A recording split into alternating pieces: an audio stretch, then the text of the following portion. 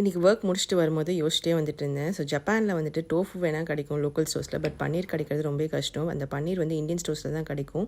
அது வந்து ஃப்ரோசன் பன்னீர் தான் வச்சுருப்பாங்க. அந்த ஃப்ரோசன் பன்னீர் ரொம்ப வந்து விலை ஜாஸ்தியாக இருக்கும். ஸோ அதனால் அந்த பன்னீரை வந்து இன்றைக்கி வீட்டிலேயே ட்ரை பண்ணி பார்த்துடலான்னு டிசைட் பண்ணிட்டேன். ஸோ ஃபஸ்ட்டு வீட்டுக்கு வந்ததுமே வந்துட்டு ரெஃப்ரெஷ்லாம் பண்ணிவிட்டு வந்து டீ போட்டு குடிச்சிட்டேன். ஸோ டீ வந்து எப்போயுமே வந்து வடிகட்டும் போது வந்து கண்டிப்பாக வந்து சிந்தும் அந்த கவுண்டர் டாப்பில்.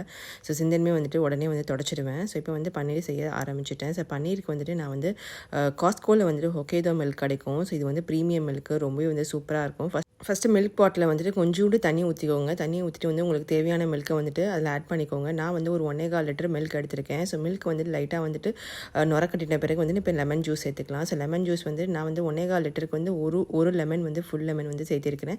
ஸோ கொஞ்சம் கொஞ்சமாக ஆட் பண்ணிவிட்டு வந்துட்டு அதை கடல் பண்ண விடுங்க. ஸோ இந்த பாருங்கள், இந்த மாதிரி வந்து பதத்துக்கு வந்தனையும் தண்ணி தனியாக அதோட இது தனியாக வந்து பிரிஞ்சு வந்தனையுமே வந்துட்டு ஸ்டவ் ஆஃப் பண்ணிடுங்க. ஸோ ஸ்டவ் ஆஃப் பண்ணிவிட்டு ஒரு 5 to 10 மினிட்ஸ் வந்து ரெஸ்ட் பண்ண விடுங்க. சூப்பராக வந்து பிரிஞ்சு வந்துடும் தண்ணீரும் அந்த பாருங்கள். ஸோ இதில் நம்ம தண்ணியும் வந்துட்டு அந்த பன்னீரும் வந்துட்டு சூப்பராக வந்து பிரிஞ்சு வந்துடும். இப்போ வந்து நம்ம வடிகட்டி எடுத்துக்கலாம். ஸோ நான் வந்து இன்றைக்கி ஒரு காட்டன் கிளாத்தில் தான் வந்து வடிகட்டியிருக்கேன். ஸோ நீங்கள் காட்டன் கிளாத் வந்து கொஞ்சம் சுத்தமாக எடுத்துக்கோங்க. ஸோ இதை நல்லா வந்துட்டு ப்ரெஸ் பண்ணிக்கோங்க. ஸோ ப்ரெஸ் பண்ணிவிட்டு வந்துட்டு இப்போ வந்து நம்ம மேலே வந்து ஏதாவது ஒரு வெயிட் வைக்கணும். ஸோ வெயிட் வச்சுட்டு ஒரு மணி நேரம் ரெஸ்ட் பண்ணி எடுத்தேன்னா சூப்பரான பன்னீர் ரெடி. செம்ம சாஃப்ட்டாக இருந்துச்சு. ஸோ நான் செஞ்சது என்னாலே நம்ப முடியல, அவ்வளோ சூப்பர் சாஃப்ட்டாக இருக்குது.